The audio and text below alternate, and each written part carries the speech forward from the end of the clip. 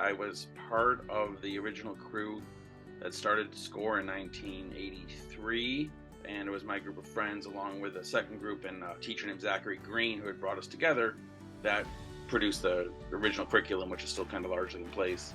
I loved the involvement with SGORR as something that I was able to imagine from the beginning, build a curriculum for with friends, and then implement and be the person on the ground with kids in the classrooms in the 6th grade rooms.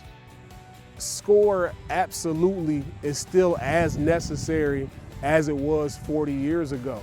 I think it also speaks to the students that have come through SGORR, the advisors that have been a part of the SGORR, the teachers and the staff and all the other folks in buildings that have supported SGORR. And SGORR really gave me a foundation of people who could really not only teach me, but also listen to what I felt about who I am. When I think of SGORR, I think of we are starting this ripple effect of talking about our identities and how do we build trust with those identities? How do we use those identities to help other people that are in disadvantaged groups? And it's this education movement. One of the things that's people overlook all the time is that we can be having this discussion, but the main way that you can impact these issues is by writing to your representatives. It takes 2 seconds.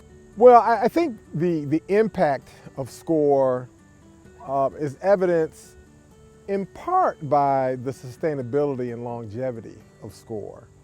40 years is a long time for any initiative program, particularly at the high school level, to persist. And what makes us different, and that's what's going to make us more similar in the end. Yeah, it's a way for people coming from different identities to make connections. I've made so many connections through SGORR that I never would have.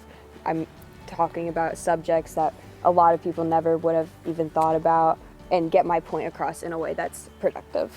As a core leader now, going into my first year, instead of just being a SGORR member, I would like to implement friendship overall. That includes doing joint bonding, not only within your just set SGORR group, but within everybody in the team. It's I've learned a ton this year about different groups of people, and I think that's really important. Yeah. No. How are you guys? Welcome. Where is it? The 4th grade students absolutely love when the SGORR kids from the high school come to a visit. It is something they look forward to. They really engage with the students and really do meaningful activities and get the 4th graders really thinking about all things related to race and relations.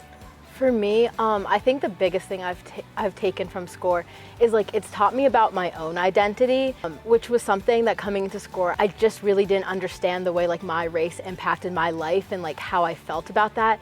And I think over the 3 years of SGORR, that has been the most impactful part of being a leader. I think the future of SGORR really is to spread this kind of program to other school districts, colleges, even implement parts of SGORR in corporate America.